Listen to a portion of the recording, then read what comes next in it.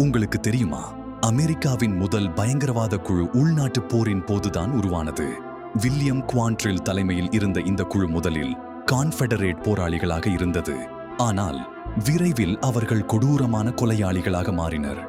இந்த குழுவில் எதிர்கால வெளிய சட்ட வீரர்களான பிராங்க் மற்றும் ஜெஸ்ஸி ஜேம்ஸ் இருந்தனர்.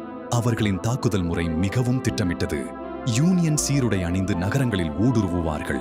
கைதிகளை நேருக்கு நேர் சுட்டுக் கொள்வார்கள். முழு சமூகங்களையே எரித்து சாம்பலாக்குவார்கள். 1863 லாரன்ஸ், கன்சாஸில் நடந்த படுகொலையில் 150 அப்பாவி மக்களை கொன்றனர். குழந்தைகள் கூட விடுபடவில்லை. போர் முடிந்த பிறகும் அவர்கள் சரணடையவில்லை. வங்கிக் கொள்ளை, ரயில் கொள்ளை செய்து அமெரிக்க குற்றவாளி மாதிரியை உருவாக்கினர்.